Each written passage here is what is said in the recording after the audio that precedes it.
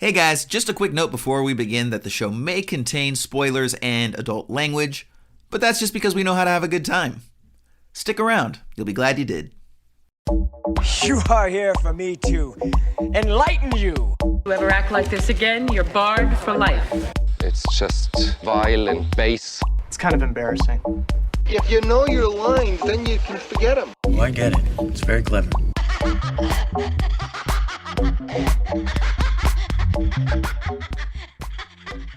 Hello, peoples, and welcome to Esoterica Cinema, the podcast where we take films from the cinematic multiverse and discuss the hell out of them. My name is Jason Peters, and with me, as always, is the man who was once bitten by a radioactive insect and spent 3 days terrorizing the streets of Manhattan, Mr. Ryan Seabold. What's up, Jason? How's it going, buddy? Not bad, man. Not bad. Yeah, that was something, dude. That shit was all over the news, dude. Why don't you tell us a little bit about what exactly went down there, how you looked, everything about it. Here's the thing, dude. So shit gets weird down here in Florida. I had my dick in an anthill, and there's a lot of pollution going on. We got some red tide. I got a little bite, and now I am Ryant. Ryant Seabold. Coming to you live. I have moved into a colony. It is a nudist colony, but, we all work together and bring things, in a pile, kind of centrally located in the middle. So wait. The other people at this nudist colony, have they been infected as well, or are you unique in that regard? Well, yes. So it's Florida, so we're all infected by something down here, right? I mean, that's kind of the motif that you get, when you move here. They're not ants, but they do have herpes. So it's kind of the same. We're all mutants of a different variety. Yeah. Wow. That's pretty intense, dude. And so this is a nudist colony. Is there a lot of sort of like interspecial intercourse that goes on? I mean, what's that like? Jason, I am horny. I am fucking everything. You are the ant from Honey, I Shrunk the Kids. Yes. Just trying to get a nut. Yeah. It shrunk the kids maybe, but not my wiener. My Jesus Christ. I don't even know where this comes. So I am Ryant Seabold for the remainder of my existence here. Things are going well. My work ethic has never been better. I've got a nice tan, nice red tan. Probably can lift heavy shit like no one else's business. Absolutely. My Wi-Fi is going bananas with the antennas on my head. Cell phone service is great. Picking up weird Audiodrome transmissions on there. Yeah. Werner Herzog coming through. Like, what the hell's going on? Right. And I've got a great bar story. I mean, let's just be honest. You're grabbing drinks with the fellas. They're like, so tell me about what you got going on. It's like, so I'm an ant. Hey, baby, do you like thorax? Yeah. I got plenty more where this came from. Look at the thorax on this guy. Right, yeah. Fucking abdomen. Just slinging abdomen down here. Right. Excellent. Well, hey, that all folds in quite nicely to this week's film, which is Matinee. Ryan, why don't you tell us about it? Matinee from 1993 from director Joe Dante. IMDb has this listed as a showman introduces a small coastal town to a unique movie experience and capitalizes on the Cuban Missile Crisis hysteria with a kitschy horror extravaganza combining film effects, stage props, and actors in rubber suits in this salute to the B-movie. This is starring John Goodman, Kelly Martin, Lisa Jacob, Dick Miller, Kathy Moriarty. This is a who's who of late 80s, early 90s, feel-good kind of sci-fi schlocky. I mean, you're recognizing people from Mrs. Doubtfire and Independence Day and Gremlins and Burbs and all kinds of fun shit. So I loved this movie. Jason, what did you think about this movie? As always, Ryan, I'm going to be happy to tell you right after this trailer for Matinee. How could such a thing happen, Dr. Cabal? The ant's saliva must have gotten into Bill's bloodstream and gone straight to his brain, just as the radiation, which is measured in units called Roentgens, was released. And that's how he became a... Mant. Gotcha. For the kids of Key West, Florida, there was nothing scarier than a monster matinee. Lawrence Woolsey, the master of movie horror, exterminates you with Mant. The story of Mant is based on scientific fact, on theories that have appeared in national magazines. But in the fall of 1962, a series of offensive missile sites is now in preparation on the island of Cuba. They got the biggest scare of all. They're gonna bomb us? The country is on red alert. And what a perfect time to open a new horror movie. That'd be the best show to take a girl to. The whole world's gonna blow up anyway, so we should just do whatever we want. You know, last guy she went out with in reform school? He did teach me a lot. What about? About my body. Think if the bomb were about to fall, she'd do it with me? Wait till you see the feelers on this thing. 1, 2, 1, 2, 3, 4. Some of it's stage lighting, some of it's magic show stuff, but the big studios, none of them have anything like it. You never, ever turn one above 6. This is it!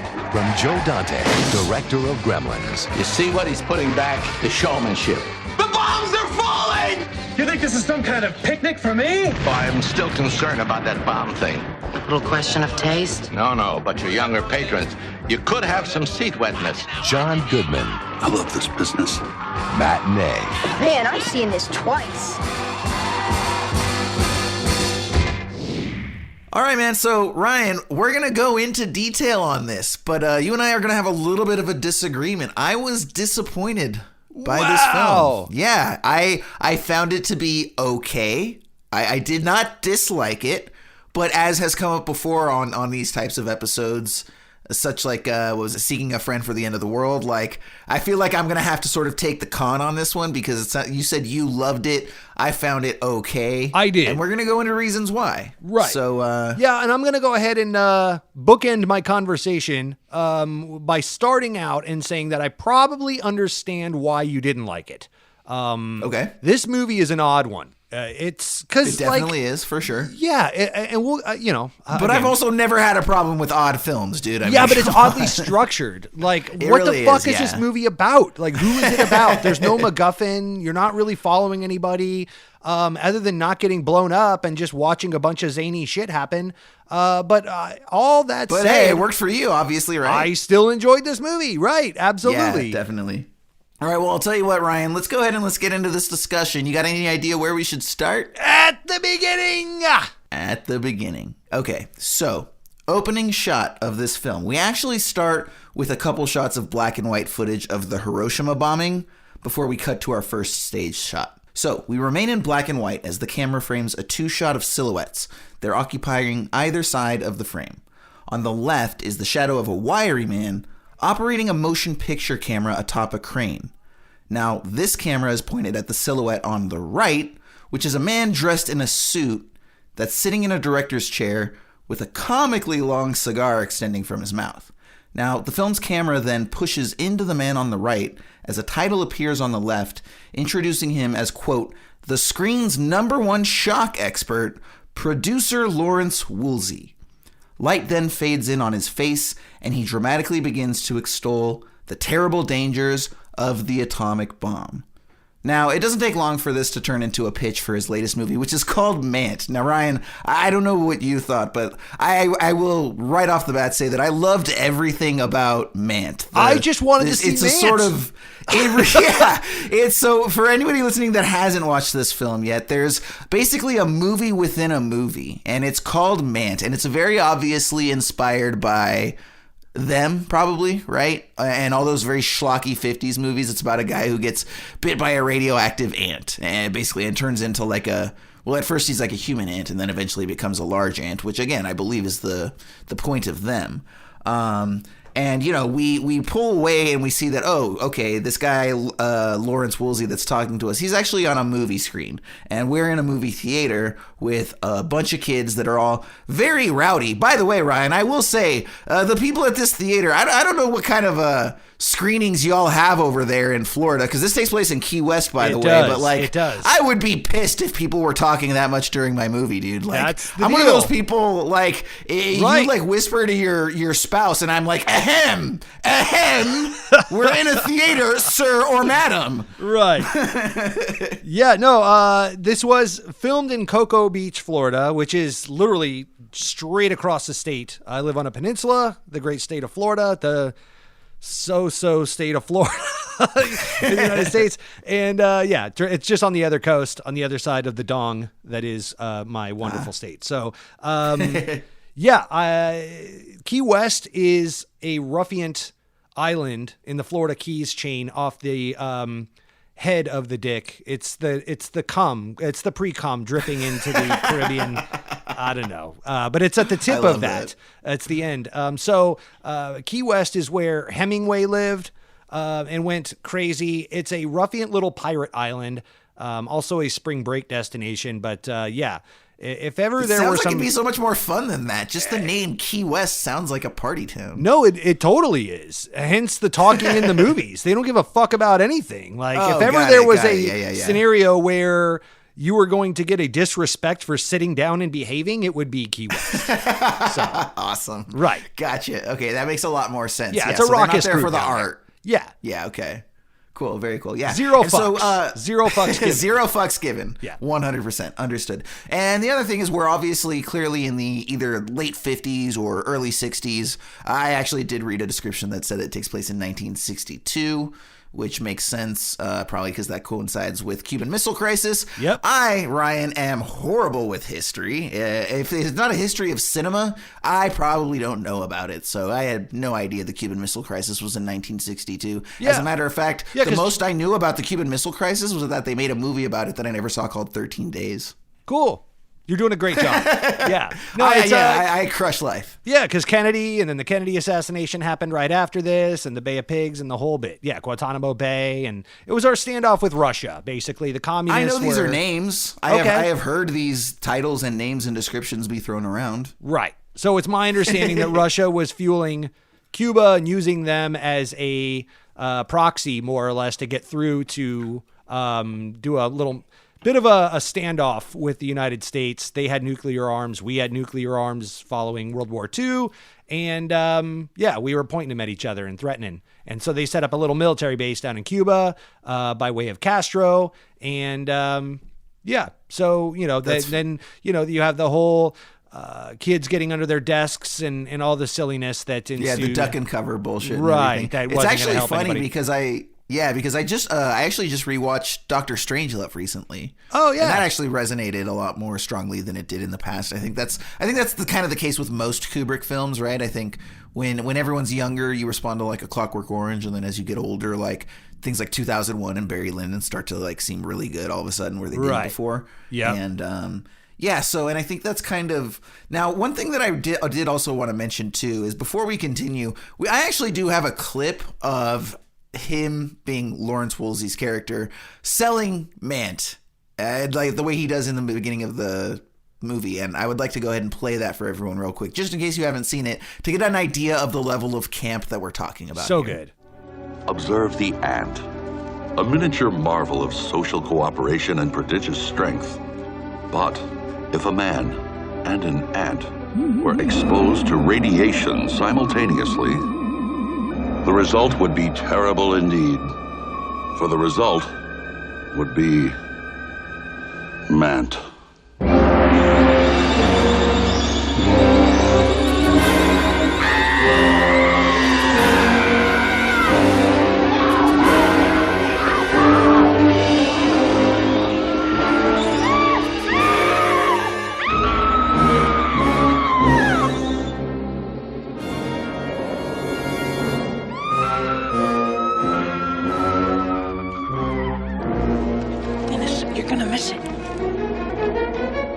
I feel I should warn you. The story of Mant is based on scientific fact, on theories that have appeared in national magazines.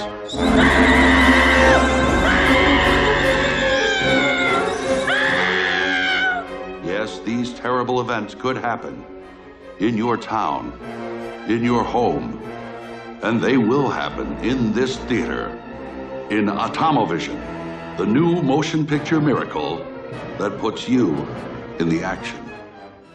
And so, Ryan, when we come back, one of the things I actually wanted to ask you, so I don't know if you found this to be the case or not, but like right after we leave the theater, the kid who ends up being, I guess, the main character, that's something we'll get into too. I think the characters, especially the kids, they're super, super thin, but there is that like main character, the blonde kid with his younger brother.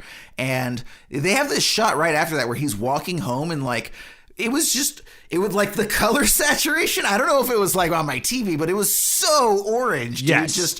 And there's so many of the colors are so hot in this film. And I don't know if that was one of those things where it was intentional, if it was, maybe the cinematographer was a little bit inexperienced and just went too heavy and too hot on the gels. But like, it does seem like they made a specific point to shoot this film really, really hot. And maybe that was just to express the heat of Florida, right, and make everything. But like, I mean, those lights have no diffusion on them. Every time they're pointed at the top of the actors' heads, like everything's super, super bright, and it just seemed over the top, which obviously makes sense in certain respects. And I guess that's one of the things we're going to talk about over the course of this film is the way in which the juxtapositions and how well they may or may not work. And I have a feeling that some of those things work better for you than they did for me.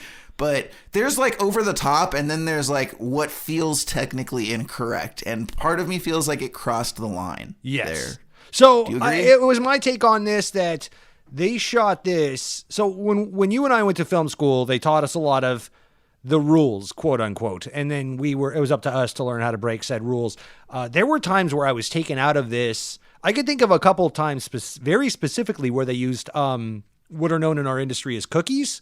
Where there would just be like a harsh light on the wall and then slits like or black lines going across to mimic. Oh yeah, so for like mini the shadows on the backgrounds on the walls, and right? Stuff like Exactly, that. And I'm that like, I did notice, dude, that is some blatant ass cookie use. Like they are just like throwing it in my face, and so yeah. But I think they're kind of like shooting this like an old movie in the sense that which you like, do see at that beginning. Like when they're in the house, like you've got even like the kid who's sitting in front of his television, crossed legs with literally like the red cowboy hat, even that like is across his neck. And it's obviously supposed to evoke that late 50s I Love Lucy. There's a lot of that nostalgia. Right. And they're shooting it as such. And the music is kind of as such. And so, I'm not going to say they succeeded at it. That's just my take on maybe where they were going with it because Joe Dante obviously is a very capable filmmaker. Love him so much, dude. Yeah, and he's coming off of things like The Burbs and Gremlins 2 right before this. And so, I just think that... Gremlins 2 before this? Really? I believe that to be the case. Like before 93? Yeah. In fact, I know that to be the case because the only thing he made after this, the only movie he really made after this is Small Soldiers. And then which is actually a really good movie. I mean, at least I enjoyed it when I was younger. I haven't seen it in a decade or two, only other, if you go up and pull up his old roster of shit, the only thing he moved on to is TV stuff. I was going to say he's done some episodes of like Masters of Horror or ABCs of Death or some shit like that. Dude, he even did the new, I think it was Miami Vice and MacGyver. He did like 10 episodes of each. Like he's been doing a lot of TV. Did someone also remake his Piranha? Recently? I feel like someone remade his first film. Well, it was Piranha 3 Double D, I think. Yeah, because they did Piranha. So that was all Roger Corman, and then I think James Cameron got his start on that and all of that. That was all out of the Corman camp because that's where that's where Joe Dante came from, is the Roger Corman group of things. So yeah, and you'll see a lot of that throughout his film, some of the campy stuff. And that's why, so this was all a throwback and an homage to William Castle. William Castle is kind of like, right up there with Ed Wood, or, it's kind of the schlocky side of... By the way, what? Before this film, like, because I think I had heard the name William Castle, but I had no idea who he was. And I did not know that this film was modeled after him until... Yeah, because... Like, I thought it might have been Hitchcock. No. But then there's even that joke about that earlier in the film, so... Right.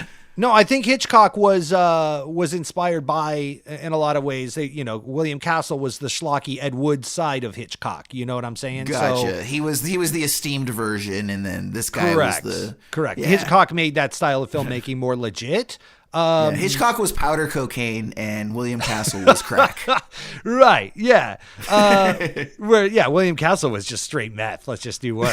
He's just dirty ass heroin hillbilly meth. Like. Get it out there. What's in there? Who cares? Get it up my nose. So, William Castle, if you remember, in the late 90s, early 2000s, there was a push of films called Dark Castle, I believe it was called, and Zemeckis was remaking his movies, like 13 Ghosts, and all House that on shit. Haunted Hill, I think was one of them. I do remember those. Mm-hmm. Yeah. So, and they weren't that great. I wasn't a big fan. Yeah. I would just rather go back and watch the originals at that point. But I see what he was trying to do. But anyway, we're getting way off topic. But yeah, this was all based on William Castle, loosely. Kind of looking into this film a little bit online, I guess a lot of people in this film were loosely based on other people. Like the filmmaker he was trying to impress at the end and all of that. They're all kind of loosely based on other people that were really alive at the time. This was all a real movement that was going on in that the studio system was kind of crumbling. It had not yet given way to the auteurs yet of the 60s. And there was this weird, in-between time in the late 50s, early 60s where people were trying to figure out what was next. And you did have the Cuban Missile Crisis, and you did have, we're on the heels of blacklisting and McCarthyism and all of that. They mentioned that in the film as well. Like so-and-so was blacklisted. Now he works for me. John Goodman mentions that. And so, by the way, John Goodman is a goddamn national treasure. I just need to start with that. I fucking love he really is. Just about everything he's in. Like, I don't know that there's a single movie he's done that isn't good because he was like, if it sucks, it's not because he was in it. It wasn't any disservice done by him. And the funny thing, too, is that, like, he's one of those people where he always plays John Goodman. He does. Like, there's no other character. Arachnophobia, the follow-up to the horror movie that J.J. Abrams did, the Cloverfield Lane. Yep. Like, Big Lebowski, this one. He's always the same guy, but you're always happy to see him. Always. Kind of not dissimilar to Robert Downey Jr. in that regard. Obviously, Hugs different acting all styles, around but for John Goodman. You're just always happy. Or John C. Reilly, right? These people that always play the same character, but you're always happy to see them. And this is 1993, so this is peak John Goodman from Roseanne. He's coming right off of being, from the Connors and all of that. So the Roseanne show, and that's where he kind of got his claim to fame, so to speak. Unless you want to count Raising Arizona, and so then, but all of that was kind of propelling him through, and this may be his first big starring role, but I digress. I love me some John Goodman. Absolutely. So let's go ahead and let's talk about this, actually, because the Cuban Missile Crisis plays a huge part of this film. And it's really interesting for me to note the way in which these elements were mixed together, really, at the end of the day, right? Because you've got this sort of schlocky B-movie horror thing, and then you've got the Cuban Missile Crisis. And when you put it down on paper and you talk about it logically, it really does make sense, right? Like, oh, there's this crazy thing going on here, this real-world scare, right, where the world could literally come to an end at any moment. And so we escape through these films, right? And through these, especially these huge schlocky horror movies, right? And there's actually, like, the allusions that John Goodman's character himself makes, where he's talking about, the reason we go into the films is because, there's this terrible danger, and, we feel that excitement, but, as long as the hero succeeds at the end, we sort of live vicariously through that. So there's that feeling of triumph and everything that sort of goes along with that, right? So on paper, I very much sort of like understand where that comes from, but the tone in which it bounces back and forth, I mean, there's a lot of real world scenarios, right? There's the way that we're introduced to the sort of main girl, I guess you could call her, right? Where they're doing the duck and cover drill, and she comes from, the liberal family, and she's standing up and talking about how this is all bullshit and it's not going to help them in the event of nuclear war, and and gets dragged to the principal's office and all that sort of stuff. And so, and then we see like the air raids, which is funny because we also just, watched, did Grave of the Fireflies last episode or before the bonus episode. I have in my notes. There was a lot of air raids in that. This is the second film in a row. This is the second dad on a warship movie. Where's your dad? Yeah, oh, he's on a warship fighting the commies. Oh, okay. It's like right back to that again. Apparently we're a very streaky show, or our luck is streaky, because we had like those 5, sci-fi horror genre films in a row. Now we sort of get these 2 war films in a row that are very unconventional sort of war films or anti-war films, however you want to call them. So kind of interesting the way that that's working out. You spend the first act of the film really doing a lot of world building, like what you're talking about. And it didn't feel like a Joe Dante film per se. Like, it doesn't it didn't feel like a cartoon the whole time. It just kind of has these certain moments. It's inconsistent a little bit. Yes. But John Goodman pulls it through, but I don't know who this movie's about. I don't know who the protagonist is. Are we following John Goodman? There's not really an antagonist, an antagonist. Get it? So you're just kind of like bouncing around. There's this whole cast of characters. You've got the 2 children whose father is fighting in the war on a warship. They're stationed on a military base. The kid talks about moving once a year because his father gets relocated. By the way, I thought that was like a little Jason and Ryan, like him and his little brother, except I'm the little brother probably. But yeah, because they use escapism of film to get rid of because this whole thing had a very timely parallel to me to the COVID crisis that we're in right now. And it obviously wasn't intended to do that, because in 1993, COVID-19 did not exist. But you've got bomb drills versus mask mandates, and like people debating that's not real. That's not going to work. People being guilted into doing things. Oh, you're a communist if you're not going, lockstep, and just on and on, going down, everything's being canceled. They mentioned at the lunch table at their school, like, oh yeah, if there is a theater this weekend, they might close down, this sort of thing. Because of the dangers Dude, involved. I thought it was so funny, by the way. There's that scene where they go to the grocery store. Right? Yeah, and everybody's and the one thing everybody is hoarding is toilet paper, and I was like, what? Oh man, human behavior is so predictable. It's so predictable, right? And at the end of the fucking film, John Goodman even closes it out by saying, until next week, when they invent another world-ending apocalypse, blah blah blah, And I'm like, fucking shit, here we are, Joe Dante had it pegged. But anywho, I digress. No, and then by the way, for our listeners, it just goes to show how cyclical everything is, and how cyclical his history is. Well, and not for nothing.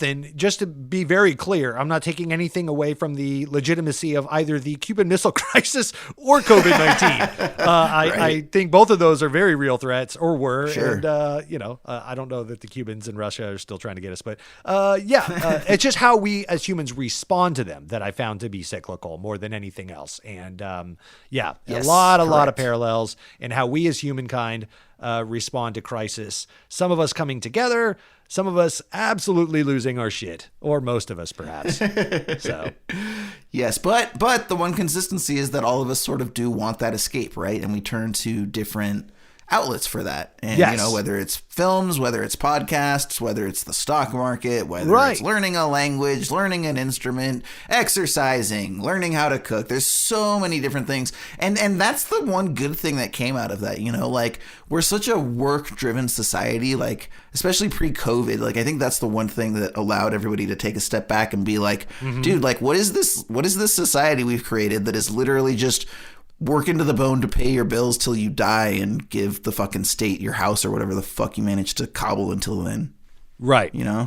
And I think people are reassessing that. And I think that's really good for us, And I think that when we do have a lot of different passions, and especially if it's, with an arts business, whatever, that energy that we might put towards getting pissed off at other people and blaming them for shit, we can put that into these creations and these systems and businesses and whatever it is we're trying to get done, Right. And it's so much healthier than just sitting there and getting pissed off about one side or the other, It kind of was like when you're all fucked up at a party and you're just going along with it because everyone's going along with it. And then you go into the bathroom and you shut the door and you see yourself in the mirror and you're like, oh, fuck. And it's this sobering moment where it's like, I got to get out of here. COVID-19 has been that sobering trip to the bathroom for me, where I've looked in the mirror and said, the fuck am I doing? Jesus Christ, time to call it, bro.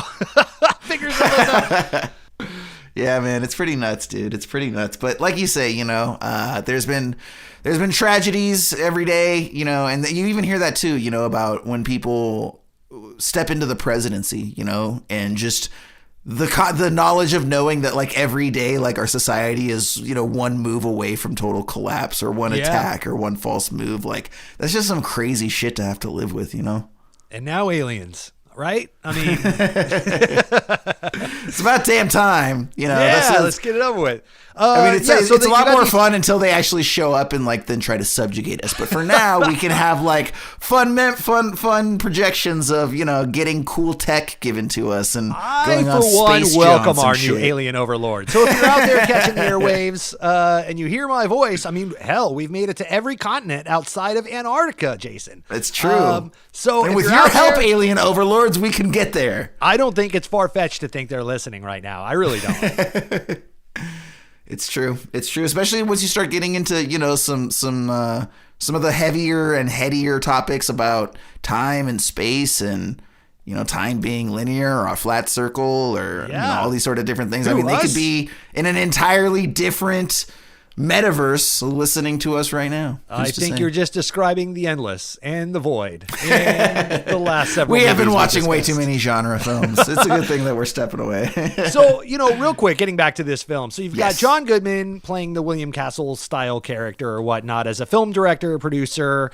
And you got Kathy Moriarty playing his I don't know if it was his wife or girlfriend, but either way, this is his girlfriend, female Heavy partner. Faye Dunaway vibes, by the way. Yeah, female, but a lot of vibes from everybody. And so that you're following them on one side of it, and he's getting ready to open this new release Mant. He's rigging the local movie theater. This is all in Key West, Florida, with buzzers and pyro and all the fun stuff to make it interactive and 4D, if you will. It very much reminded me of the Muppets 4D theater for anyone that's been to the Orlando Disney World Hollywood Studios. So then you've got the two kids who are kind of taking the comedy away. Now we're in a serious Are you talking about tone. the blonde brothers? Because there's a number of kids and they're all very disposable. There are, but we follow the two blonde brothers. Like the two blonde brothers are our main vehicle to get through to all the other kids. And so you see their love interests by way of Lisa Jacob and Kelly Martin. Kelly Martin from Life Goes On fame and Lisa Jacob from Independence Day and Mrs. Doubtfire. She was one of those kids. I, by the way, being the same age bracket as Lisa Jacobs, she was one of my childhood crushes as a kid from this movie and Mrs. Doubtfire and Independence Day and all that. I think she was. I think that was kind of the case with for everybody. It was her and then Anna Klumsky from. My Girl. Anna Klumsky, right, from My Girl. Made a movie about it. The Bees in the Belly. Got it. So we follow these two kids, and that's where the tonal shift kept going back and forth because you've got jolly old John Goodman and everything, all his hijinks, and then you follow these kids, and it's like, yeah, my dad's in the war on a ship. And it's like all this weird shit, and it's like, and you're kind of seeing how that affects them and the seriousness of the Cuban Missile Crisis as the backdrop to this. But then they also juxtapose that with this entire like horny kids subplot, yes, which like you forget was until recently was actually like a pretty consistent genre, whether you're talking about Porky's or like American Pie or honestly it's funny because I think the last film to really do it on a major level was Booksmart, and that was sort of like the female version of that whole horny kids trying to get laid thing. Yeah, but that's just like a high school. That was a high school party movie, like Can't Hardly Wait or something. Like this is no, the bombs are coming. These kids are horny. They have nothing to lose, and they are all horny as hell. And they're all just trying to figure out ways that they could like cop feels and get with chicks and blah blah blah. So this is and like I have in my notes here that this is kind of like, it's funny that we're watching this and Graves of the Fireflies back to back because that's why you listen to us, folks. Yeah, you get both sides. As esoteric as it comes. So we have Graves showing the innocence of children against the backdrop of war and how kids will be kids regardless, and how they entertain themselves and play with the fireflies and capture them and put them in the caves. Cut to Key West, Florida, against the same fucking backdrop, and we just want to like watch movies and fuck and like smoke cigarettes, and you got the greaser kid, it's like the Jets and the Sharks and all that, living out his West Side Story fantasies a little too late in the game, and I was like, holy shit, this is how America handles it versus like Japan and World War II. It's like. Absolutely. Great. Absolutely. Cool. Now, one of the things that I also want to mention is just, first of all, I love the movie within a movie. Just the whole concept of that. Like, I think it almost always works. I actually even watched like a French film from Agnes Varda called Cleo from 5 to 7 recently. And that was filmed in like the 60s in black and white. And like she even did that, where she did like an old 1930s short film, like a Charlie Chaplin style thing. So that's something that's been going on for like a long time in cinema. But it's also not overused. You know what I mean? People don't do it so often. So I think it's always pretty welcome when it does show up. And in addition like the porn from Videodrome. Yes, absolutely. That whole like Japanese gardens or whatever. That whole didn't he make that like an actual? He did, yeah. Bonus content. Mini TV series, which I still maintain is he just has a Japanese fetish, and he was like, I'm gonna film this whole softcore porn with Japanese people. Even though we're gonna show like 30 seconds of it across the entire movie. Yep. That was some Sean Connery shit. That was some like, oh no, I think we fucked up the breast grabbing scene. We need to get that shit again. Yep. But yeah, so in addition to Mant though, there's also, we get a brief glimpse of the sort of non-horror movie that the kids go to at their mom's urging, and it's called The Shook Up Shopping Cart. I thought that was very funny, and that's sort of old school like 50s comedy stylings as well. So that was a take on, according to what I found online, that was a direct thumbing of the nose at what Disney and other cheap Disney ripoffs were doing at the time, where just make an inanimate object come to life. That's Herbie the Love Bug. That's Shaggy Dog. That's, the Flubber. Or whatever the inventor or whatever the fucking Flubber movie was. Dude, where that's marketing genius though, dude. That's a protagonist that I don't have to pay. Okay, I don't have to pay a computer that comes to life. Maybe the actor that voices him, but that's a lot cheaper than having him on film. Yeah, so like Flubber was the shittiest one of them all, because it's like we ran out of shit to bring to life. So bad they remade it with Robin Williams. What about this? What about this pile of goop that we'll just make come to life? Oh, okay, yeah, that'll do. Cool. That's only one of those things where the writer or producer was like fucking chain smoking a cigarette on the way into a big meeting, has to pitch a movie, has fucking nothing, steps in some slime, steps like, God in gum. Damn it! Wait a minute! What? Walks out of that meeting with a fucking deal. Yep. You're going places, kid. But by the way, the other thing that I thought was cool about that film is so when they leave the shopping cart, they've got the two guys that are picketing, and they end up being actors that are sort of faking it for the publicity. But it's a Dick Miller sighting, and I love Dick Miller sightings. Absolutely, Dick Miller. For those that are listening that don't know that name, you should recognize him as Mr. Futterman from Gremlins and Gremlins 2. The best. He also had I guess there was like some sort of private investigator or like a Kojak type guy called Walter Paisley was a big character of his. I can't say that I've seen any of those films. Yeah, so he's because obviously he's like the Joe Dante version, or the Roger Corman Peter Falk. Yeah, is what he always reminded me. Yeah, totally. But also going back a little ways to the shopping cart film, did you notice that we also had a Naomi Watts signing? What? That was Naomi Watts' very first appearance in a film. Wow, she played the female lead that the shopping cart was attacking. Wow, that's crazy. Nuts, dude, nuts. That's crazy. She looks exactly the same, by the way. Not a bit younger, not a bit older. Just Naomi Watts. That's awesome. Circa 93. That's awesome.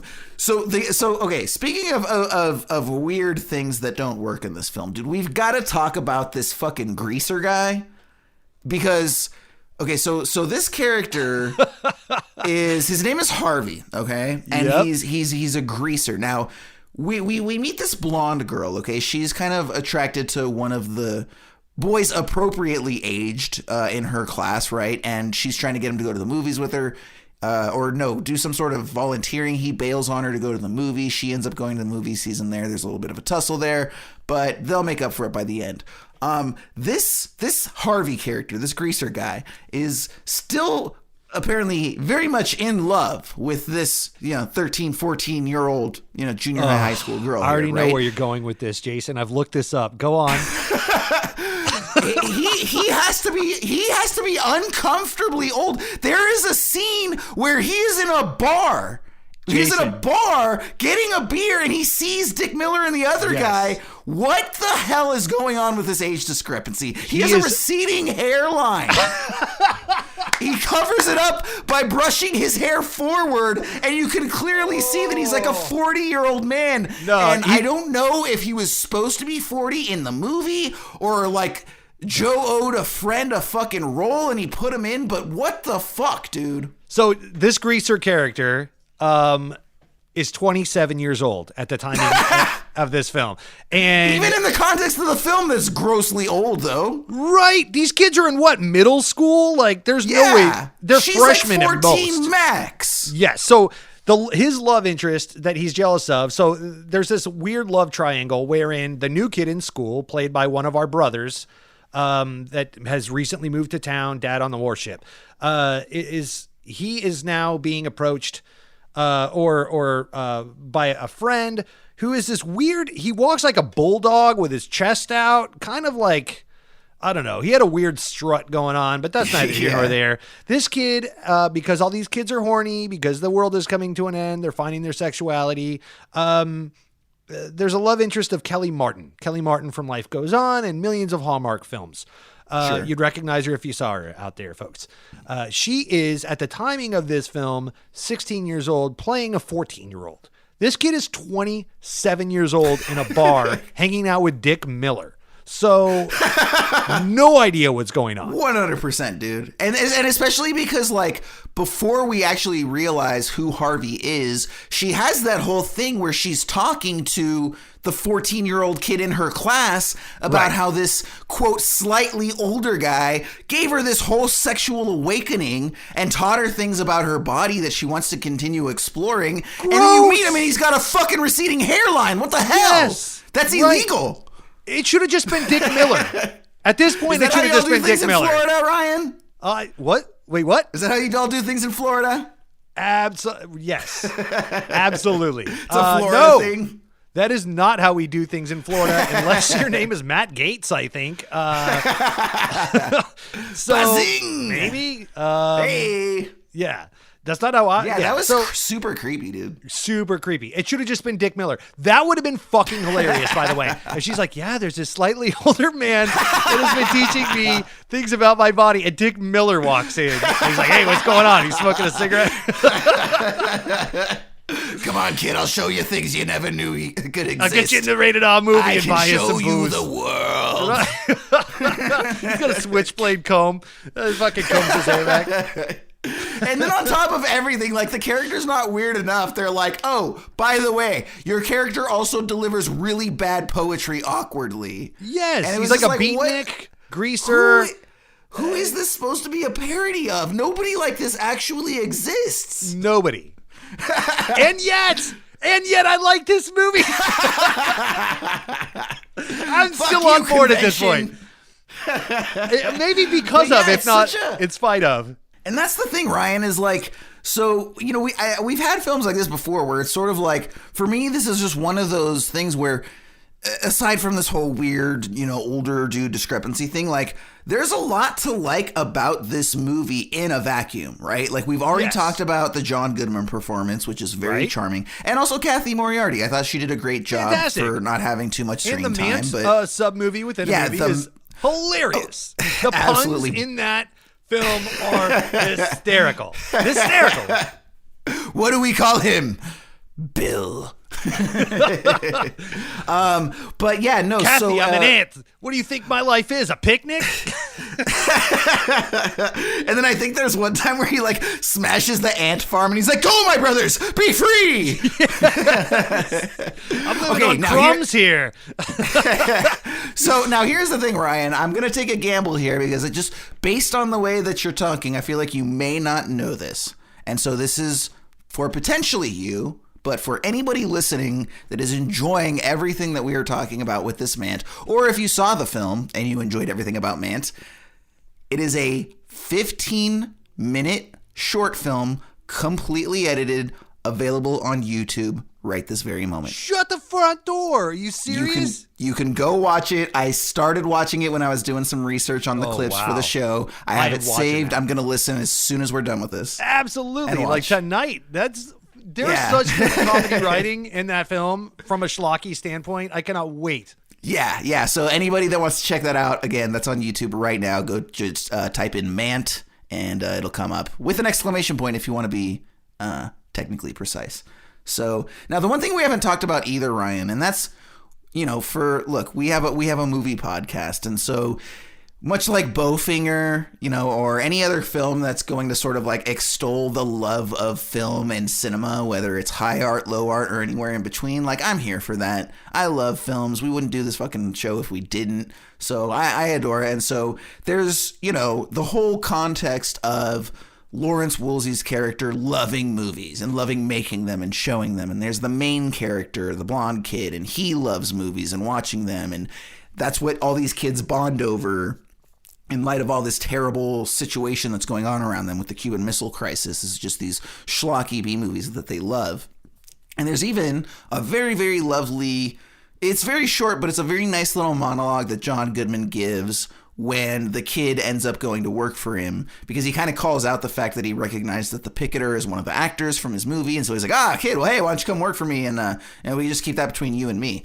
And so he gives him a little monologue that I have here that I'm going to play real quick for everybody. A zillion years ago, a guy's living in the cave. He goes out one day, bam, he gets chased by a mammoth. Now he's scared to death, but he gets away. And when it's all over with, he feels great. Well, yeah, because he's still living. Yeah, but he knows he is, and he feels it. So he goes home, back to the cave. First thing he does a drawing of the mammoth. And he thinks, people are coming to see this. Let's make it good. Let's make the teeth real long and the eyes real mean.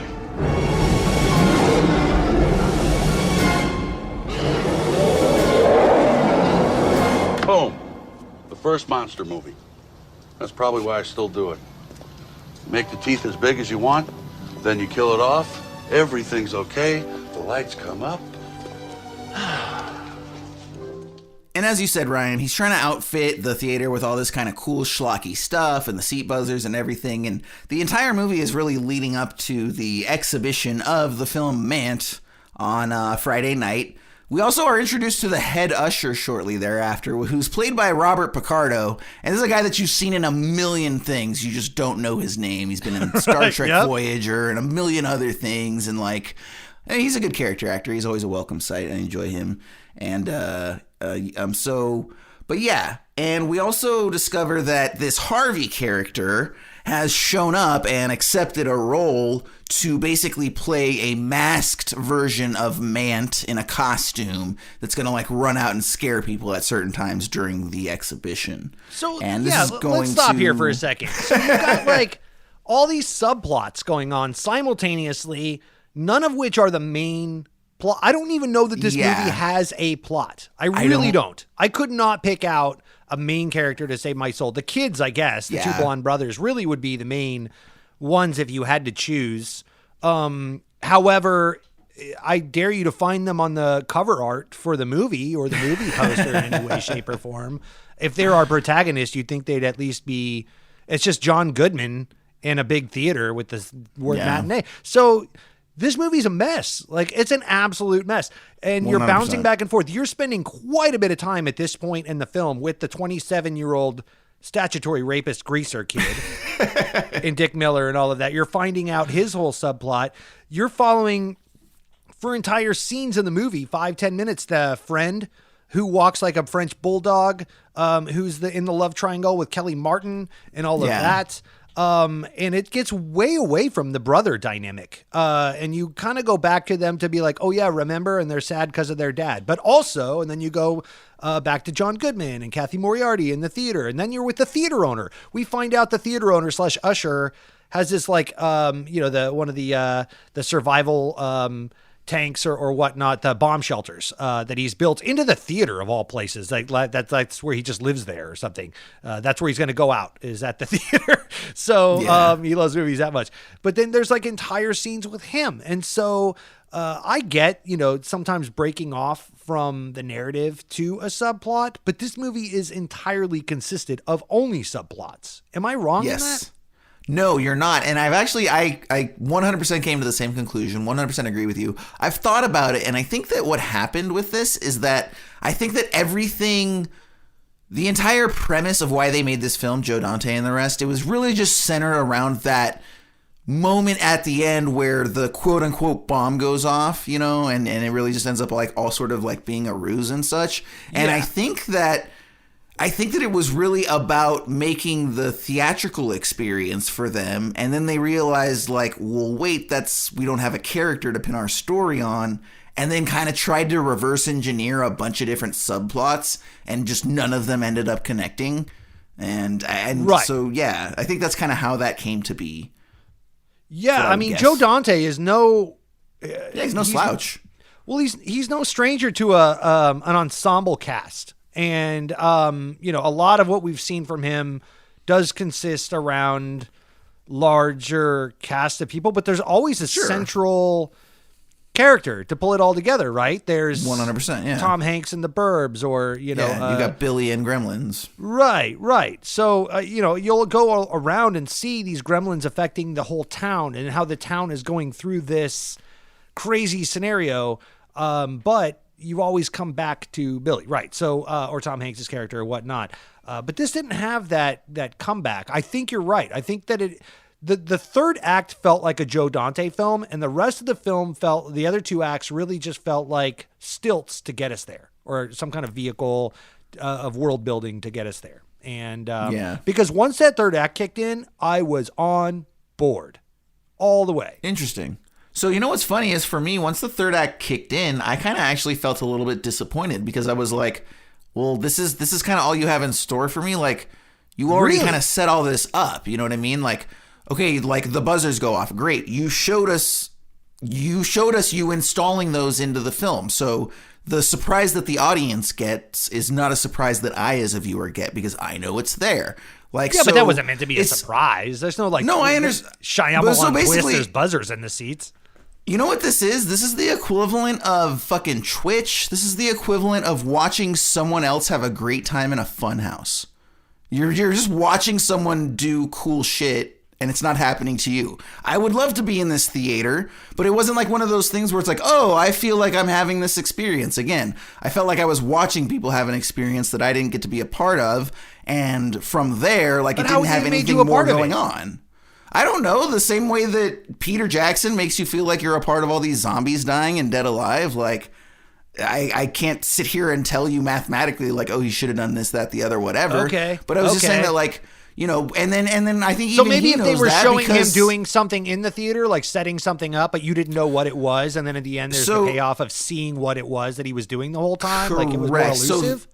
So, for example, this is what I thought. I did think of one thing that would have helped the film, right? So we do get that moment where the, quote unquote bomb goes off and the screen explodes. But because of the nature of everything, we've already seen them play the screen tricks. We know what's going on. Like, we pretty much know when that happens that is part of this film, part of this whole experience, that the bombs didn't really drop off, right? I think it would have been really cool to really lay into that. So instead, because what happens is the bombs go off and then everybody immediately rushes outside, and we immediately get a shot of them all running outside into the sunlight. So that sort of, fake out really only exists for at most 5 seconds if you bought into it in the first place, okay? He right away lets you know that is not the case. I would have loved to see it go the other way. I would have loved to see the bomb go off and then all of a sudden they're trapped in the theater, right? Like, there's a bunch of rubble, outside the doors, and they can't get out and they have to escape. Kind of like what they tried to do with the with the vault, the bomb vault, which was super clunky, and we're going to get into that in a minute with the two kids. But I would have loved to see that feel trapped, and then all of a sudden we see people freaking out. We see the different responses and human emotions. You know, some people, like you said, some people trying to come together, some people, you know, out for themselves, trying to screw other people over, da-da-da. Let us sit in that for maybe 10, 15 minutes, and then, you know, somehow they do finally escape, and then we get that reveal like, oh, it was actually. So to me, it was like there was a definite opportunity for Dante to really extract some good drama as a viewer from that moment, and he didn't. He didn't give us that, and I don't know why he approached it that way. Yeah, I mean, we know though that they didn't bum us, right? I mean, like maybe not you because you suck. Well, yeah, at but history. we're in a movie, you know. We can still forget that for a minute, and plus we're in a Joe Dante world, so by the end of it, with knowing nothing happened, okay, we can retroactively go back, but he's a filmmaker that can create a world where anything can happen. You know what I mean? So if the movie did play out that way, we wouldn't have second guessed it. We would have gone with it. Your response to me is gremlins don't exist either, Ryan. So get over it. But no, that's the thing, dude. Buddy. That's what I'm saying, dude. If you like introduced the gremlin and then like 2 minutes later, like the one main gremlin before he had a chance to spawn and reproduce was killed off, like, what would you give a shit? Like, I was here to see some fucking gremlins. You wanted this to be like a 10 Cloverfield Lane moment with, you know, everyone's trapped in and they don't know what's going on outside. I wanted some sort of, I wanted me to be part of the experience. Again, I felt like everything in the third act was me watching cool shit happen to someone else. That's why I make it like Twitch. Like, it's like watching other people play a game. Like, I'm not one of those people. I don't have any interest in that. I want to play a game, and if you want to watch me play a game, cool, go right ahead. But I don't want to watch you play a game. I want to play that game myself. Right. Yeah, but the puns and the witty dialogue were a mile a minute. To the point where Kelly Martin, when she's being told that, you know, that she was brought to this because of the little brother, and my little brother wanted to see the movie and all of that, and the whole baiting of getting her to like his friend, and she's like, oh, that's so sweet that he would consider a little boy. Get out of here, Dwight. And she tells her little brother, you know, to scram. Just all and then the Mant puns, and I don't know, man. I was really okay, but go ahead. Okay, I want to talk about this Harvey thing, because the whole reason that Harvey is there is to set up the moment where this girl that's half his age that he still pines for ends up making out with the other kid, and then Harvey rages out and beats up the underage kid who's half his age as well. Yes. And then proceeds to, before things are done, grab a knife and take the Kathy Moriarty character hostage. And no, I thought it was Kelly Martin.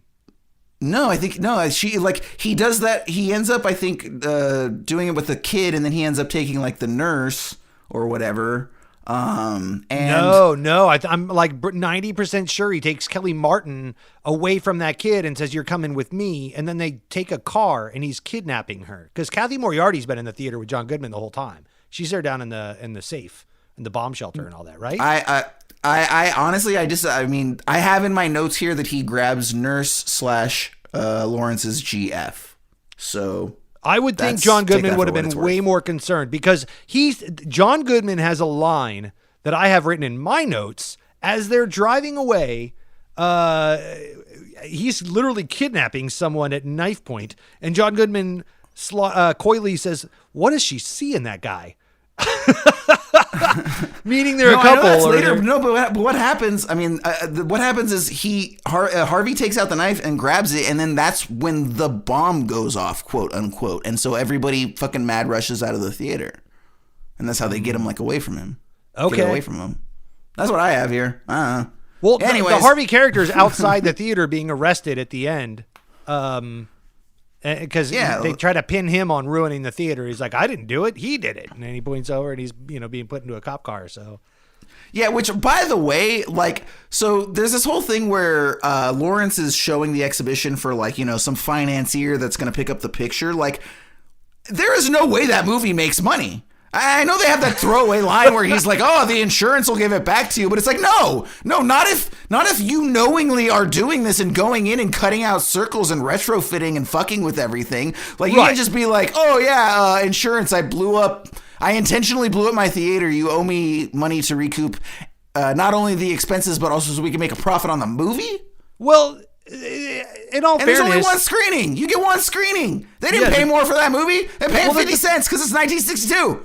The theater blew up because the kid neglected his duties and cranked everything to 11. So the pyro and the sonic booms and all the bass and stuff shook the theater to its core, right? That was the whole ruse. And so had it been done properly and properly executed, but because it was cranked to 11, it created so much hype that he was able to get his name in the paper, and everyone came out of the theater saying, I can't wait to see that next weekend, and blah, blah, blah. So to your point, would it taper off if it wasn't cranked to 11, or would it have been so popular?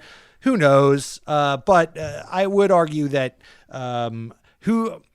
it is strange that a theater would allow you to modify the theater itself, i.e. cut holes in seats. But William Castle did in fact do exactly that for The Tingler, starring Vincent Price, and put buzzers in seats and stuff like that. And he played a lot with, I think 3D was pretty popular around this time with the old school blue and red glasses and all of that. So people were looking for new reasons to get into the cinema because there wasn't... Yeah, television was coming out and there was a lot of competition from television. Blockbusters really didn't exist yet. And the studio cut to 50 years later, crumbling. It's even worse. 60 years later. Well, yeah. Now they're kind of, that's another thing altogether. But they're just, it was a weird time in movie history that we forget in the early 60s where, pick a movie in the early 60s. Your big studio tentpole releases around this time, I would imagine, are like Lawrence of Arabia and Bridge Over the River Kwai and stuff like that. Yeah. It's around that time, late 50s, early 60s. So here's the thing, dude. I think this is right around the time where this was like the studio's death rattle to try to save themselves. Right. And then they don't, and they basically end up selling everything to the mob, who runs the industry for like somewhere between 10 and 20 years. And that's why you got all of these like auteur films from the 60s where they were like, oh, you want like $10,000 and you'll go make a movie? And we don't have to hire any other people? Cool, yeah, here you go. And so it was funny because it was basically like the mob cheapskating the financing of films that led to like what would ultimately be the Indian auteur revolution. Well, that was all under like Robert Evans and stuff, right? Yeah, that was right around that time. Like Evans was part of the Hollywood system. He was one of the people that was like, but he was perpetuating that auteur movement and giving them an umbrella within which to operate freely. Like, but that was different. I literally just read a book about Robert Evans in China. Actually. So no, his thing is he was basically he was actually trying to make that whole movement like mainstream. Like he was very much like an art guy and he loved directors, and so like he started this thing called the Directors Company that like it was like communism. It sounds great until you put it into practice, because it was basically 3 filmmakers where they would all get equal share on each other's films and they would all make the same amount of films, and then cut to like 5 years later and like one dude's made 1 film while the other 2 made 3, and this guy's films bombed but this guy's films made movies, and so they're all fucking pointing fingers like, you owe me money for that, you owe me money for that, and it was like, this is why this doesn't work. Human behavior, again, so consistent regardless through the years. It'll always be the same. But anyways, we digress from the fact that, so this is kind of how this film ends, right? And it doesn't wrap up really any of these subplots. Like, the theater gets destroyed and, we do see the one guy being arrested and, Lawrence gets his 60-picture deal, but, like, we don't really see any of the kids. There's that whole thing, we don't even need to go into detail, but just, again, to use our favorite word, that very ham-fisted scene where they insert the kids getting locked in the bomb vault and, like, again, Ryan, like, these kids are horny. It's been 10 minutes and they're like, well, looks like we're gonna have to repopulate the earth.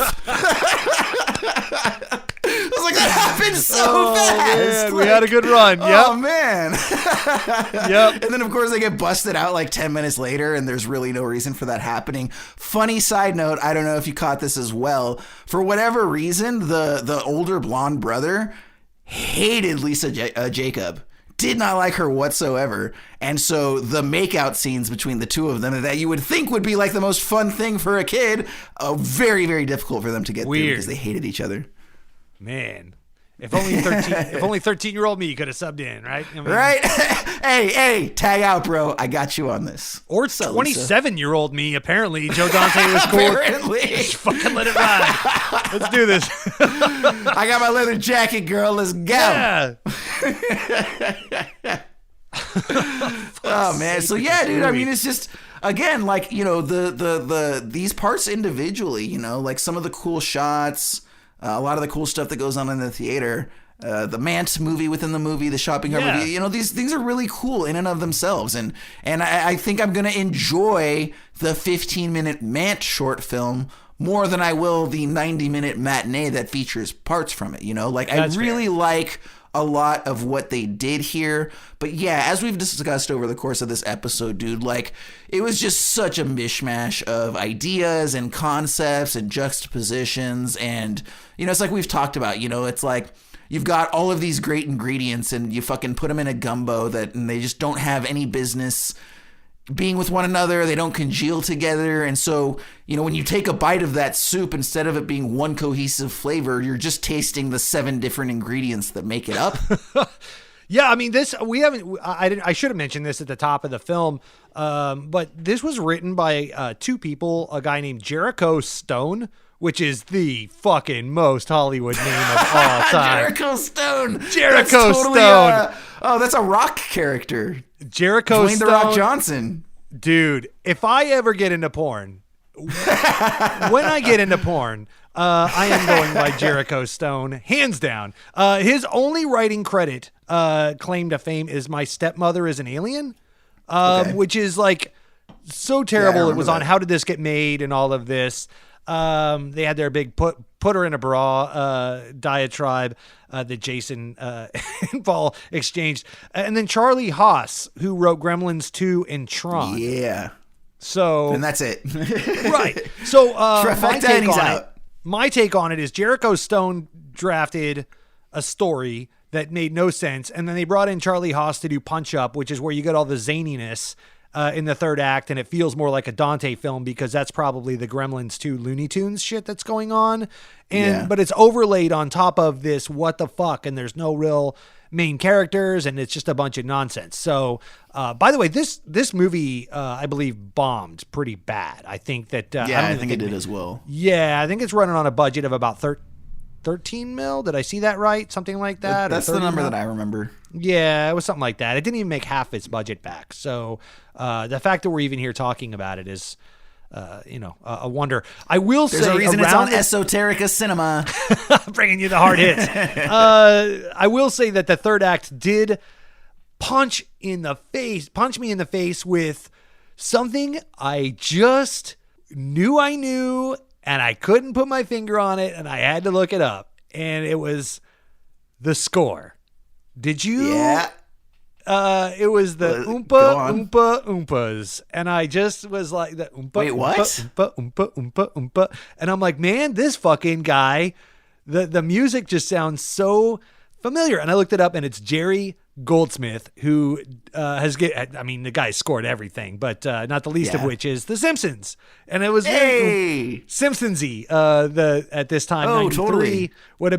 he would have been balls deep in Simpsons classic stuff going on with Conan O'Brien and all of that. I think 93 would have been season 5 or season 4. So a lot of season 4 is one of my favorite seasons. Season 4 of Simpsons is literally like all-time comedic gold. Like it's the Isn't pinnacle of comedy as an expression or an art form. Like, not to sound pretentious, but like I don't think there is anything funnier than that exists than season 4 of The Simpsons. Like in Isn't any that monorail?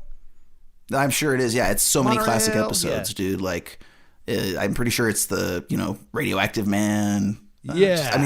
So many classics, dude. 4 through 8 is like the golden years. That's the golden years. Yeah. And actually, 9 I think is cusp. 9 is actually really solid. Don't give 9 enough credit. You're still riding it out. Yeah, absolutely. Yeah. 8 has my favorite episode of all time, which is the Sherry Bobbins episode. That's so dear to me.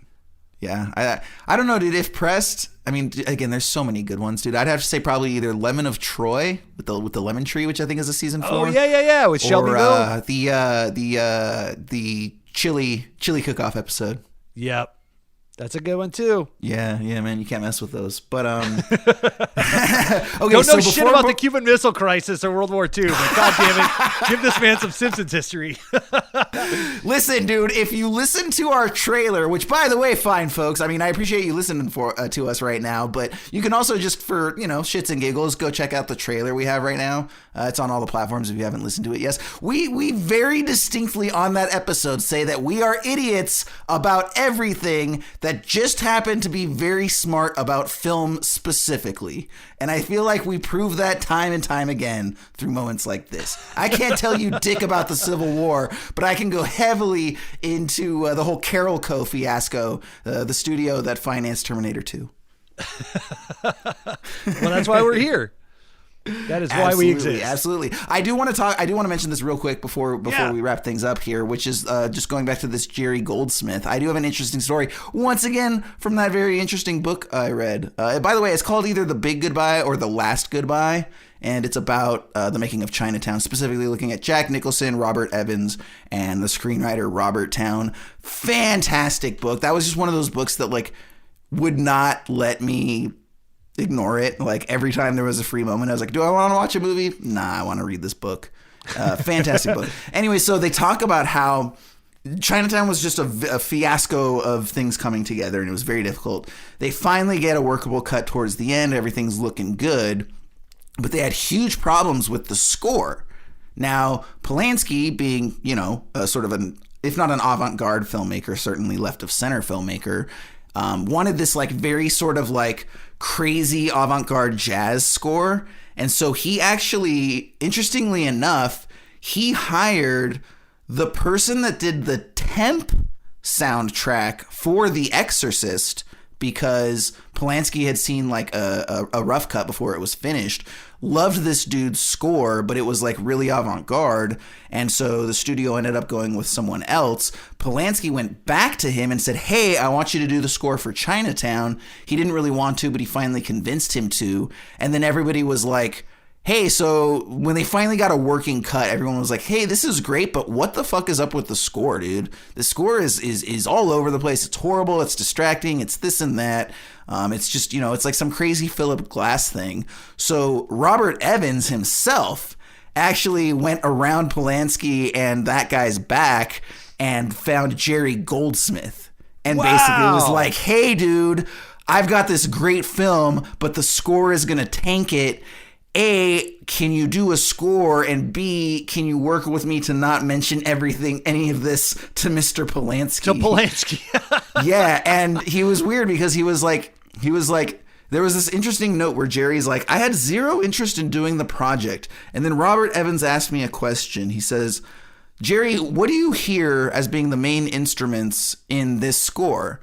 And without thinking, Jerry Goldsmith, responded, 2 horns, 3 clarinets, a piano, and whatever it is, right? I guess when you're a composer, you can pick the instruments that you're going to use to create these scores. Okay. And he was and Jerry Goldsmith was like, and to this day, I have no idea why I responded that way or where that came from. It was just an instant response from which I was like, well, I guess I have to do this.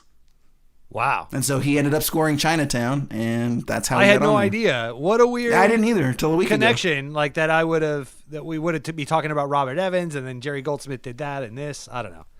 Dude, and that was what I'm saying. That's what I love about the history of film, dude. It's like when you have these microcosms and you see how incestuously connected all of these people are, and how the stories sort of cross different films, and especially when you learn about where people are at in their lives and you sort of see how it inspires the decisions that they make and the work that they do, and just again their personal life responding to and influencing their creative life and vice versa. I'm just fascinated by stuff like that, dude.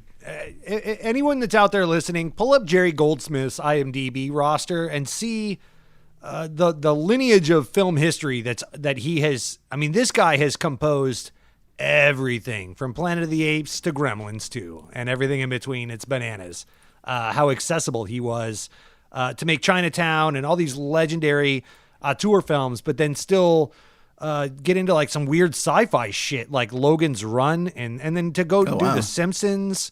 I mean, he's just and then these cheerful rom-coms, right? Yeah, right. He did The Mummy, like 13th Warrior, like all kinds of. He's just all over the map. He's got range, dude. Dude knows movies. Very, very much range. Yeah. So dude, he's the film score equivalent of us, dude. Like doesn't matter genre, dude. He gets it. Takes all comers. Like me in the nudist Which, colony. by the way, was Ryan's motto in college as well. Ah, there it is. Yep. We were sounding too smart there for a minute. I had to dumb it down a shade. I think I got to the joke before you by saying that was me in the nudist colony. So anyway, callback. We'll call it a callback in the biz. Ew. All right, man. Well, let's go ahead and wrap this up and formalize it as we do. Starting off with 3 adjectives. Again, I'm going to continue to let you go first because I appreciate the handicap. Oof. So this first one doesn't seem like it holds enough weight now that we've now that we've dissected the film as we have, because I have oddly structured, which hindsight being what it is now that we've discussed it, it's more of like what the fuck, because it's like not structured at all. Not really. Structured. Yeah, we'll just go with not structured because it's there. You go. What is it about? Who is it about? What's going on? End of an era is my second one. A little junction. What's your function? Yeah. So this was end of an era for a couple of things for me. End of an era for me personally. End of my innocence. I'm 13 years old at this point when this movie came out. This was a toss back. It kind of bookended in my own film history, but also in film history. Movies like Goonies and Burbs and Gremlins and Back to the Future and all the fun romps we were going on, Throw Mama from the Train, and all this fun shit that was going on in the 80s. Because what happens right after this is 1994, which was the film equivalent of the Cuban Missile Crisis, wherein we get Pulp Fiction and Clerks, and the Weinsteins come in and make Miramax, and like The Matrix comes out, like all this fucking shit. Michael Bay and everything's gritty and explosions, and so I really do feel like 92 was. You're getting grunge music. You got Terminator 2. You got Guns N' Roses, kind of bookending hair metal and all of that. And so the whole nation was trying to come to terms with Reagan's not here anymore. I really can narrow it down to that. And then we get Bill Clinton, who's playing a saxophone and banging chicks, and we're like, oh, this is what we're up to. Got it. This is who we are. And that gave us... Yeah, but the economy was humming. Yeah, I mean, it gave us the rest of the 90s. And so this was end of an era for me and film history. It's really, 93 was a weird time. And then you've got Timely, which... one thing I think you and I both do agree on about this film is, again, seeing the Cuban Missile Crisis in this time in history and how people reacted to it, and how that just is a direct overlay to COVID-19 and our own personal quarantine. Even the woke parents of Lisa Jacob and how they were like, so just liberal and free-spirited and all of that. And teaching the kids how to think. Like, you could see the kids in the school reacting directly based on how the parents were. And you saw both sides of that and how it mirrored it. And I think we're seeing that right now in our own world. So kids, teach your children well, as Crosby, Stills, and Nash said something like that once. Jason, how about you, buddy? All right, so for me, the first one I will say is this is a buoyant film, and that's ultimately like a large part of what kept me from disliking this film, right? It's got an energy, it's got a spirit, even though it's kind of touching on what could be considered some heavier material, it's still doing so in a lighter way. It's got that sort of, nostalgic look at the past and everything that goes along with that. The rose-colored glasses approach to cinema, if not, what was going on around it at the time. And that's kind of like, again, one of the things that kept me from disliking the film, because I didn't dislike the film. It was okay. I didn't love it, but it's just one of those. And then kind of in keeping with that, my second adjective, which is earnest. And it's just, it was such it was such an honest and innocent film, you know, and it loved its subject matter. It loves schlocky horror movies. Like, that just comes through with everything that they do. It reminded me of, it's like the cinematic equivalent of your friend's dog that's just too big for its own good, and it still thinks it's a puppy. And it's got such a sweet energy, and it's rambunctious, and it wants to play, but it just runs through your house at a mile a minute. It's got a 3-foot tail that knocks over all of your expensive shit. And like, you love its energy and spirit, but god damn it, you're destroying my house at the same time. So, right. You know, and not that there's anything destructive about the film, but just from that standpoint of like, I really like your earnestness, your honesty, your spirit, your innocence. But there's a lot of problems with what you're doing right now that I can't ignore, you know? No, yeah. And that's really kind of where I feel. And then to wrap that up, I have my third adjective is confused. And I think that was just part of it, is it didn't know the film that it wanted to be. You know, it knew parts of what it wanted, but it didn't know how to bring it all together. And you sort of see it be constantly at odds with trying to find a footing, trying to find some sort of storyline to hang that main, you know, through point on. And it's trying it with the kids, and it's trying it with the brothers, and it's trying it with the Lisa Jacob character, and it's trying it with the, you know, the blonde chick and the dude, and then the Harvey. And so even the tone, it was just, the tone of the film would shift randomly. It's like very, very strange. Yeah, it goes from cartoon to serious and back again, and again, just I would say Joe Dante is also confused as to the level of acceptability in age differences in films like this. So just again, a lot of cool stuff to like, but just small soldiers didn't really indeed. know how to bring it. How to bring it all together. So I'm going to go ahead and give us a formal star rating before you give your gray rating. And that is going to be 3.25 stars out of 5. It was a 3-star movie for me in terms of just a lot of stuff that I liked, just as much stuff as I didn't. But I had to give it that little extra star just because, again, it's such a sweet film and it wears its heart on its sleeve. And it's like, you know, he's a good kid, even though he gets into trouble every now and then or doesn't quite know where he's going in life, right? And that was very much kind of how I felt about this. So 3.25 stars for me. What you got for grade rating, buddy? I'm giving this one right in the same wheelhouse as you, which is weird because, you know, we did start off kind of disagreeing about how we felt about this, but I'm giving this B movie a B, and it is in fact a B movie. So that's cool. Yeah, for all the same reasons you said. I thought that this is a terrible, wonderfully terrible film. It's a bad movie that I just really enjoyed, and so maybe chalk it up as guilty pleasure. Yeah, I suppose. I don't think you need to feel guilty for liking it, dude. That's fair. It's got. It is kind of a cult film. Like it's got one of those like Scream Factory 2-disc Blu-ray special editions. So there's obviously an audience out there for it. Yeah. No, I know, it's crazy. Wow. Yeah. So it's kind of like how I got that Arrow double 2-disc Blu-ray of Society the other day. Like, it's not a film that should have a 2, or the special edition of Dagon that I picked up, right? Yeah, with the multiple audio commentaries. It's just these little cult films, and I think the thing is that people they're so niche and they're so cult and they're so that they become very inexpensive, right? Yeah. And so the thing is, if you're a company like, Criterion has to license their films. And I think that's one thing that they did really well is they're like, oh, by licensing small art house films and foreign cinema, like we'll get those for pennies on the dollar, right? And I think that's why, the larger films, your, Do the Right Thing special editions and Silence of the Lambs, those are much further and fewer between because I'm sure they cost them much more.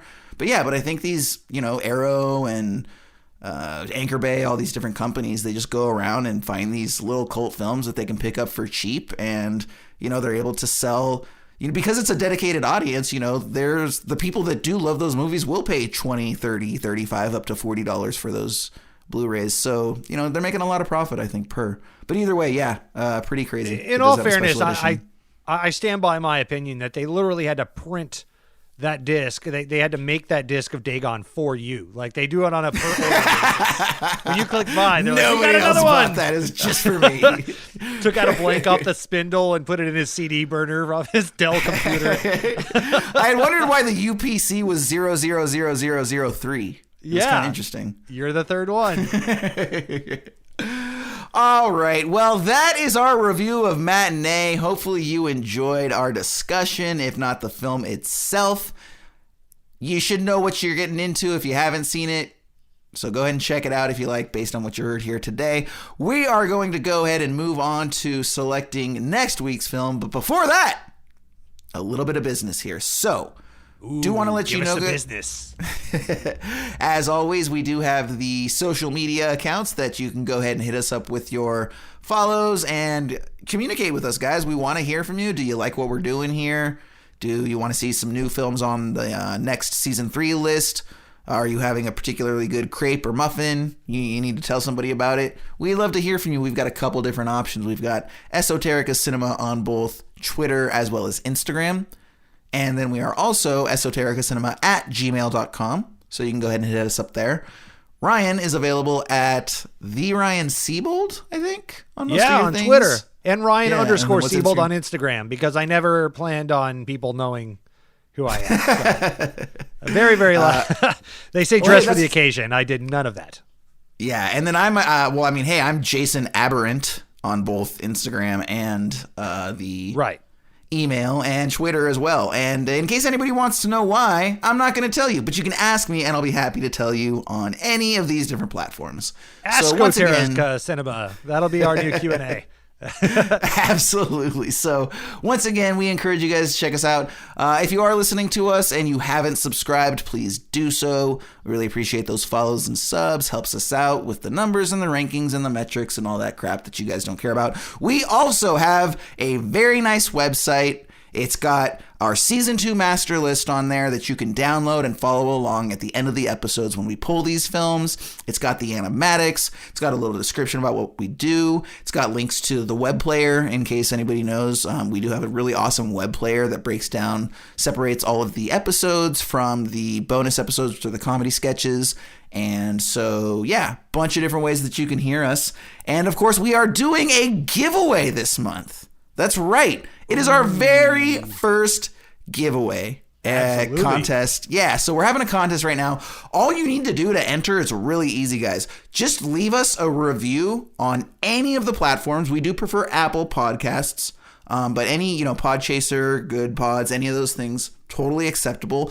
And then just email or send us through Twitter a screenshot of the review itself. That's going to enter you into a raffle where at the end of the month, we're going to pull a name and we're going to give out $50 cash. No questions asked. $50 to whoever we pull. And here's the thing. You don't even need to leave us a 5-star review to be entered. All you have to do is just leave us a review with this month. Again, we're going to go ahead and pull it at the end of the month. Send us that screenshot to esotericacinema@gmail.com or hit us up on Twitter, Esoterica Cinema. Send it to us there. You're in.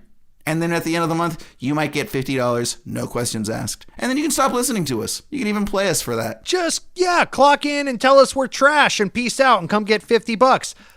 Looking at you, all my ex-girlfriends. Let's do this. Fantastic. So, again, trying to do some things here this year. Hopefully you guys are digging it. So we're doing that giveaway. Make sure to keep in touch with us when you do leave us that review. And with all of that business out of the way, Ryan, it is time to choose our next film to look at. So we are going back again. Screw Google. It kept us in genre for way too long. We are back to our random.org true random number generator. And that's what we're doing. So we have got, once again, 200 films that we're going through. We have watched, Ryan, what was this? 3, 6, I think that was 7. I think this is a Matinee is 7. I think we're on 8, if my math is correct. So sure. That works. Let's go ahead and let's see what we've got here. All right, so we got 59 that came up as our random number through random.org true number generator. Gonna go over here, scroll down the list. All right. Hey, so Ryan, we are definitely out of the genre area with this one. We are going back to something of a prestige picture. It's 1962's Harakiri. It's a Japanese film, I believe. I know it is definitely a part of the Criterion collection. Ryan, do you have a description for us on that? I do, from 1962, when a Ronin requesting seppuku at a federal lord's palace is told of the brutal suicide of another Ronin who previously visited, he reveals how their pasts are intertwined, and in doing so, challenges the clan's integrity. Now, this sounds a lot like Shang Yimou's Hero that we watched last season. And interesting. Yeah. By description alone, that's what I'm going to go with. But this is a Kobayashi film. Masaki Kobayashi, and so we haven't done a foreign film in a while, and it's been a little bit. We did a bunch of them season 1. I mean, unless you want to count New Zealand's Dead Alive, but yeah, that's true. Well, and Japan's Grave of the Fireflies. So now Grave that we of the say this out Fireflies, loud, actually, yeah. Touche. Yeah, we haven't done one since last fucking episode. It's been forever. Right, yeah. I'm talking about like some serious live action bullshit. And you know. To me, like, I'm kind of getting like heavy Kurosawa vibes from this one, actually. Absolutely. I kind of very much expect it to feel like a Kurosawa film. I'm going to keep it on brand here and say I am playing the pants off of Ghosts of Tsushima as well on PlayStation 4 right now in my downtime, which I don't have any of. But when I do, I'm still playing that. So this is going to go hand in hand with some Ronin and samurai stuff. We shall see. Looking forward to it. I'm really looking forward to it too. This is actually one of those films that I've had on my list for a really, really long time that I actually haven't like really researched, so I don't know too much about it. I just know it's incredibly highly regarded, you know, very much considered a classic in Japanese cinema. So really looking forward to getting into Harakiri. I apologize if I butchered that pronunciation. By now, if you listen to us, you know that for all the foreign films we look at, we're horrible at producing, or rather pronouncing, the names of the films and the people that make them. But Harakiri 1962 is the next film we will be looking at. Make sure to go ahead and give it a watch so that you can be all prepared to join us next time on Esoterica Cinema. Horror! Terror! Diarrhea! These are words used by any and all who have borne witness to the abomination you are about to experience. The Motion Picture Association of America requires us to warn you that any reactions you may experience from this advertisement are the responsibility of you and you alone. Just days prior to this recording, mild-mannered podcast host Ryan Seabold fell victim to a horrible mutation, previously thought to only exist in children's comic books. He's going to be okay, right, Doctor? Isn't there a cure? I'm afraid we're in uncharted territory, Susan. You see, Ryan was laying face down, naked as a jaybird, sunbathing on the bare ground, when his penis accidentally found its way into an anthill. After years of polluted water seeped into the soil there, the ants became radioactive. After being bitten, Ryan began to change in a way science has never seen before. Doctor, we haven't consummated our relationship yet, and, well, was it a large anthill? Because if he fit into a small one, well, I just don't know what I'll do. Don't worry, Susan. He's only half ant. He can still be half sugar daddy. He might not fit in with society, but he should be just fine in sex. I'm just worried, Doctor. I've never had a male ant before. Only uncles. A horror beyond belief. Ryan goes into hiding as his body becomes more grotesque than anyone could have ever imagined. Doctor, how can we not find him? He could be anywhere. I'm afraid there isn't much we can do, Susan. You see, he lives in Florida, and he managed to put on a camouflage hat from the Bass Pro Shop. He's completely cloaked from any and all tracking devices we have at our disposal. He simply can't be seen. But Doctor, he's a giant monster. How has nobody reported anything? Have you been to Florida, Susan? They all act like monsters there. Wait! Of course! The COVID vaccine! Yes, Doctor? He was vaccinated. We can track Ryan down based on the microchip the government placed inside the COVID vaccine. It's common knowledge. Only 100 people took the vaccine in Florida, so it should be very easy to find him. We'll raid Florida immediately. Oh, Doctor. Will he be okay, Doctor? There's a slim chance this isn't permanent. If we can get him the antibodies, I anticipate that we could bring these antics to an end. But we must act quickly, before he does something drastic like commit insecticide. But Doctor, what if you can't stop him? I'm afraid we'll have to use our greatest weapon. A giant shoe! So pour a drink and take a day off work to prepare yourself for the terrifying spectacle that is... Riot! Pull yourself together, Susan. His face? It's horrible! Susan, I've only changed from the waist down. My face is still the same. I know. Riot! He's crawling his way into a theater near you, and he's got a thorax to grind. From the visionary minds at Aberrant Literature comes a short fiction collection unlike any other. Aberrant Tales, bursting at the seams with stories of creativity, excitement, and wonder.